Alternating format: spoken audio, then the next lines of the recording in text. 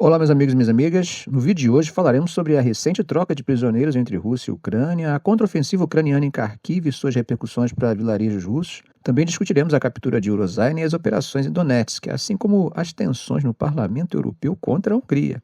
Falaremos também da grave ameaça de Medvedev em relação à adesão da Ucrânia à OTAN, sem falar nos comentários recentes sobre o Oriente Médio. Vamos ao vídeo? Então, gente, hoje, quarta-feira, tivemos mais uma troca de prisioneiros entre Rússia e Ucrânia. Cada lado trocou 95 prisioneiros em uma operação que foi mediada pelos Emirados Árabes Unidos. Tanto o Ministério da Defesa da Rússia quanto o presidente ucraniano Volodymyr Zelensky confirmaram essa troca. De acordo com o Ministério da Defesa da Rússia, os soldados russos retornados serão levados a Moscou para exames médicos e reabilitação física e psicológica. Segundo eles comunicaram no Telegram, eles enfrentaram um perigo mortal enquanto estavam em cativeiro ucraniano. Por outro lado, Zelensky informou que os prisioneiros ucranianos libertados incluíam membros das Forças Armadas, da Guarda Nacional e do Serviço de Guarda de Fronteira e agradeceu aos Emirados Árabes Unidos pela facilitação da troca. Essa foi a terceira troca de prisioneiros em 7 semanas. Em junho, uma troca igualzinha a essa, também mediada pelos Emirados Árabes, envolveu 90 prisioneiros de cada lado.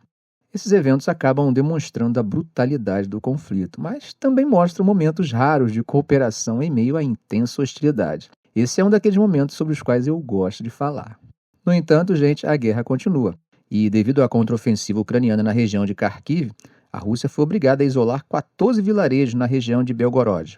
O governador de Belgorod, Vyacheslav Gladkov, anunciou que a partir do dia 23 de julho, o acesso a essas 14 localidades residenciais será restrito devido à situação operacional extremamente difícil.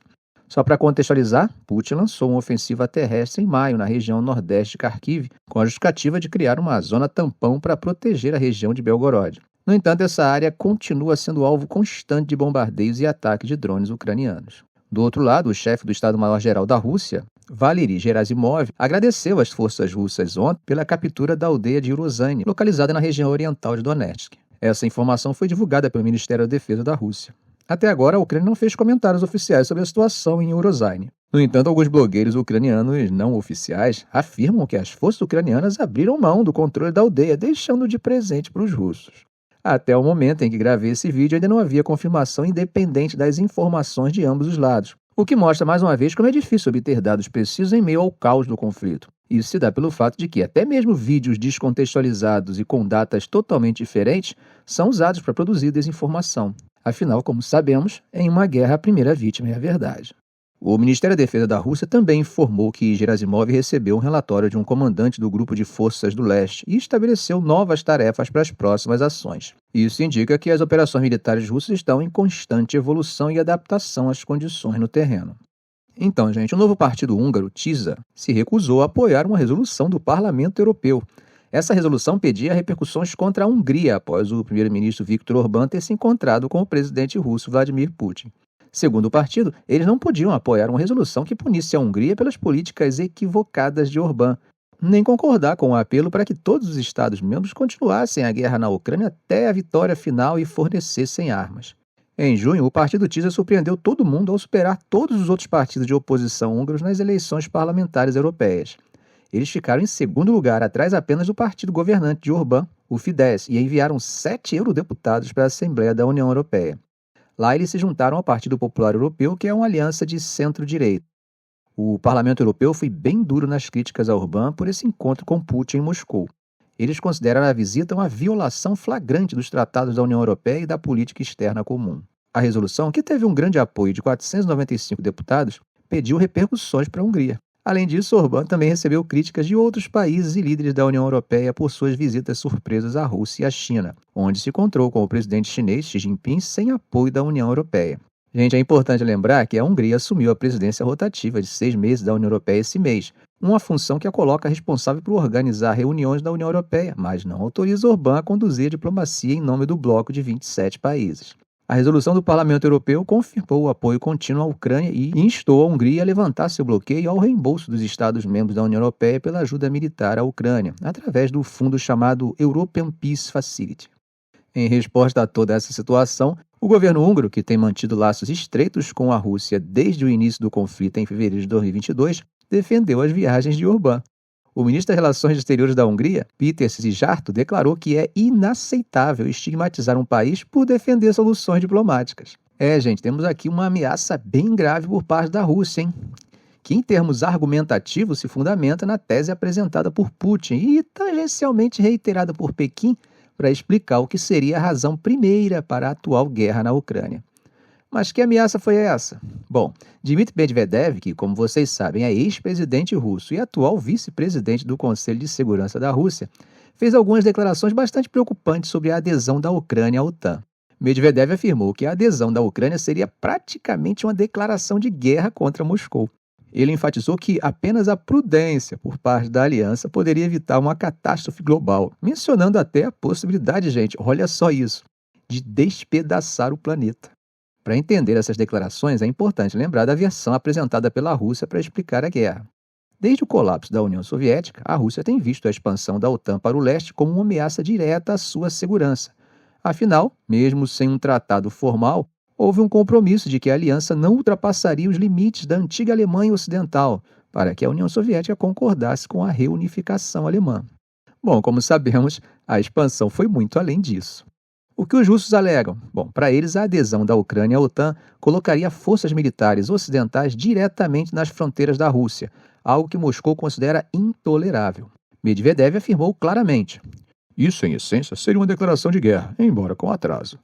Segundo os russos, essa linha de pensamento reflete uma preocupação com o equilíbrio de poder na região. Medvedev também insistiu que a Rússia não está ameaçando a OTAN diretamente, mas responderá a qualquer tentativa da aliança de expandir sua influência perto das fronteiras russas. Veja o que ele disse: "Quanto mais tentativas desse tipo existirem, mais duras se tornarão as nossas respostas. A conclusão de que, se isso irá despedaçar o planeta inteiro, depende unicamente da prudência do lado da OTAN." Bom, a meu ver, observações como essa não devem ser subestimadas, dado o potencial destrutivo do arsenal nuclear russo, além da corrida armamentista que o mundo está assistindo e que acreditávamos ser coisa do passado. Se analisamos friamente a doutrina nuclear russa, essas declarações não são apenas retórica vazia. Elas refletem a profunda preocupação russa com a segurança nacional, ou seja, com aquilo que a doutrina nuclear deles chama de existência. A Rússia vê a expansão da OTAN como um movimento agressivo que tem como objetivo cercar e enfraquecer o país. Logo, qualquer passo para incluir a Ucrânia na OTAN é percebido como uma ameaça existencial que poderia justificar uma resposta dura e potencialmente catastrófica. Bom, eu acho que os líderes ocidentais deveriam considerar essas preocupações, ao menos de forma responsável, ao formular políticas que envolvam Rússia e OTAN. Ignorar a perspectiva russa sobre a expansão da OTAN só vai aumentar as tensões e o risco de conflito. A prudência e a diplomacia são fundamentais para evitar uma escalada que poderia ter consequências devastadoras, não apenas para a Europa, mas para o mundo inteiro. Mas será que o mundo hoje está mais seguro do que estava durante a Guerra Fria? Bom, 4 décadas atrás, os Estados Unidos implantaram mísseis de cruzeiro e Pershing-2 na Europa para contrabalançar os SS-20 soviéticos. Essa medida acabou intensificando as tensões da Guerra Fria, mas em poucos anos levou a um acordo histórico de desarmamento. Em dezembro de 1987, Mikhail Gorbachev, líder soviético na época, e o presidente dos Estados Unidos, Ronald Reagan, concordaram em desmantelar esses sistemas sob um tratado que eliminou todas as armas nucleares e convencionais baseadas em terra, com alcance entre 500 e 5.500 quilômetros. Gorbachev, na época, disse a Reagan o seguinte: "Podemos nos orgulhar de plantar essa muda, que um dia pode crescer e se tornar uma árvore poderosa de paz." Essa muda sobreviveu até 2019, quando Donald Trump, que era o presidente dos Estados Unidos, abandonou o tratado, citando supostas violações que a Rússia negou. As implicações arriscadas do fim desse pacto estão se tornando plenamente aparentes agora, enquanto ambos os lados definem seus planos para novas implantações. Como vocês lembram, em 28 de junho, o presidente Vladimir Putin anunciou publicamente que a Rússia retomaria a produção de mísseis terrestres de curto e médio alcance, algo que o Ocidente suspeitava que já estivesse acontecendo. E Moscou também disse que tomaria decisões sobre onde colocá-los, se necessário. Especialistas em segurança acreditam que esses mísseis, como a maioria dos sistemas russos, serão capazes de transportar ogivas convencionais ou nucleares. Aí adivinha o que acontece após um anúncio como esse? Em 10 de julho, os Estados Unidos disseram que começarão a implantar na Alemanha, a partir de 2026, armas que incluirão SM-6S e Tomahawks, que eram colocados principalmente em navios. Além disso, vão colocar também mísseis hipersônicos.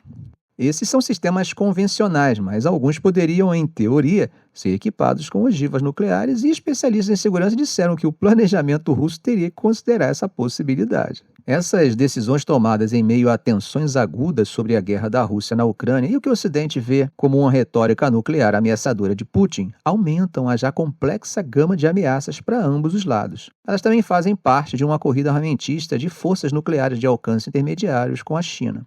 A realidade é que tanto a Rússia quanto os Estados Unidos estão tomando medidas que acreditam aumentar sua segurança, independentemente de isso vir às custas do outro. Cada movimento que os Estados Unidos ou a Rússia fazem coloca pressão no adversário para responder de alguma forma, política ou militarmente. Isso é a definição de uma corrida armamentista.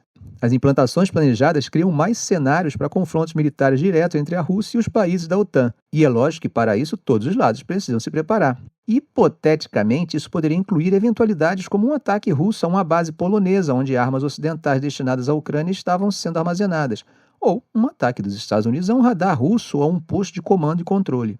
Cada lado já tem a capacidade de realizar esses ataques usando mísseis lançados do mar ou do ar, mas adicionar armas terrestres lhe daria mais opções para conduzir um ataque e resistir à resposta do inimigo. O risco é que isso alimente tensões já altas e provoque um espiral de escalada. As implantações planejadas dos Estados Unidos na Alemanha podem ser vistas como um sinal de tranquilidade para os aliados europeus, em vez de um passo que conferisse qualquer vantagem militar. A preocupação é que elas podem não aumentar a capacidade militar, mas quase certamente aumentam o risco de que uma crise possa acelerar e sair do controle. Do ponto de vista russo, se você implantar esse tipo de arma na Europa, eles acabam podendo gerar efeitos estratégicos para centros de comando russos, para centros políticos na Rússia, para campos de aviação e pistas de pouso onde bombardeiros estratégicos russos estão posicionados. A Rússia poderia responder implantando mais mísseis estratégicos que apontem para os Estados Unidos continentais.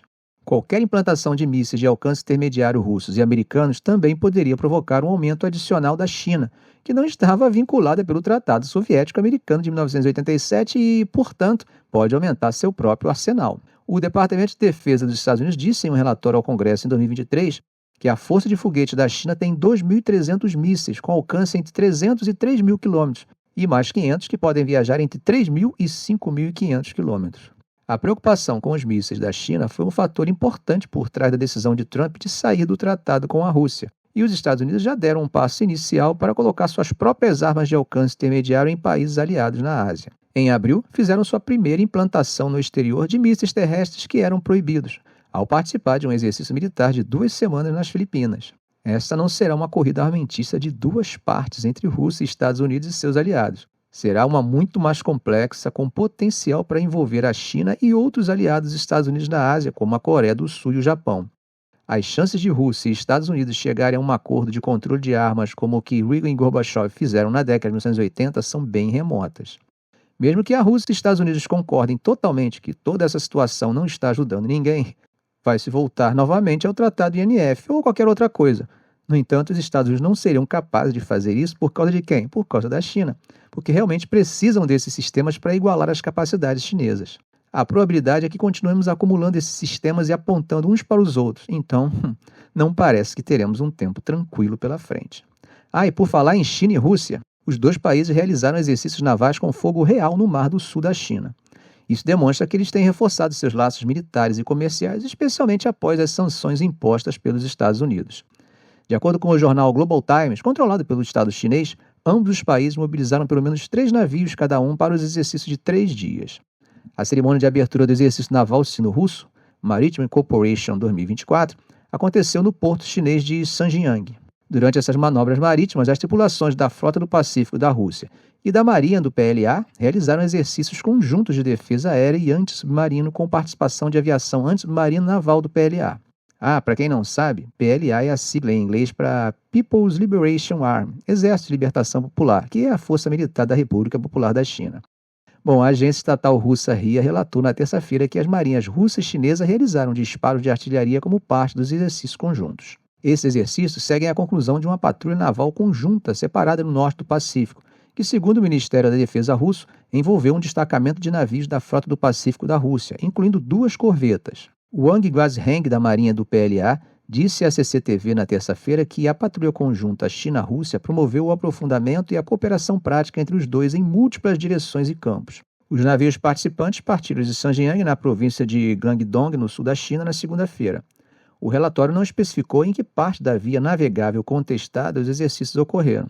No mesmo dia, no Mar do Sul da China, as guardas costeiras dos Estados Unidos e das Filipinas também realizaram um treinamento conjunto, um exercício bilateral de busca e resgate, segundo o comunicado da Marinha dos Estados Unidos divulgado na quarta-feira.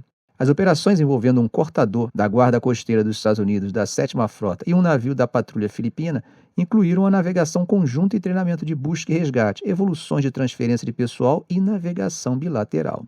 Como vocês sabem, China e Rússia declararam uma parceria sem limites em 2022, quando o presidente Vladimir Putin visitou Pequim poucos dias antes do início da guerra na Ucrânia. A China ainda não condenou a Rússia e intensificou suas exportações para o país, ajudando Moscou a manter sua economia de guerra. Essa parceria sem limite viu o comércio bilateral atingir um recorde de 240 bilhões em 2023, um aumento de 26,3% em relação ao ano anterior, de acordo com dados da alfândega chinesa. Já o comércio China e Estados Unidos caiu 11,6% no ano passado, totalizando 665 bilhões. Bom, gente, atravessando o Mediterrâneo, em um discurso recente, o líder do Hezbollah, Sayed Hassan Nasrallah, advertiu que o grupo atacará novos alvos em Israel caso esse continue a atingir civis no Líbano. Ele destacou um aumento no número de não combatentes mortos nos últimos dias. Segundo fontes estatais e de segurança, 5 civis sírios, incluindo 3 crianças, foram mortos em ataques israelenses no Líbano na terça-feira, e pelo menos 3 civis libaneses foram mortos no dia anterior. Israel afirma que seus ataques são direcionados a militantes e infraestrutura do Hezbollah e não a civis. Nasrallah, durante um discurso televisivo que marca o dia sagrado xiita de Ashura, disse que continuar a atacar civis forçará a resistência a lançar mísseis em assentamentos que não foram previamente atacados. Hezbollah, que não reconhece Israel e se refere a todos os centros populacionais israelenses como assentamentos, tem trocado fogo com Israel desde que declarou uma frente de apoio aos palestinos após o ataque do Hamas a comunidades fronteiriças no sul de Israel em 7 de outubro. Os combates no Líbano já resultaram na morte de mais de 100 civis e mais de 300 combatentes do Hezbollah, causando níveis de destruição em cidades e vilas fronteiriças libanesas que não eram vistos desde a guerra entre Israel e Líbano em 2006. Nasrallah prometeu que as casas destruídas seriam reconstruídas. Falando por vídeo para dezenas de milhares de muçulmanos xiitas reunidos no sul de Beirute para marcar a Ashura, Nasrallah mencionou que os processos no sul do Líbano foram cancelados devido aos confrontos com Israel. Internacionalmente, há crescentes preocupações de que Israel possa expandir suas operações militares no Líbano, arriscando uma guerra mais ampla. Israel afirmou estar fazendo os preparativos necessários para uma operação maior, embora ainda não tenha tomado uma decisão definitiva. O Hezbollah declarou que não deseja uma guerra com Israel, mas está pronto para ela. Ficamos por aqui. Se esse vídeo foi útil a você, faça um comentário, compartilhe em suas redes sociais, dê um like. E é claro, se ainda não for inscrito, inscreva-se no canal e ative o sininho. Ok, gente? Um grande abraço do professor Arão Alves.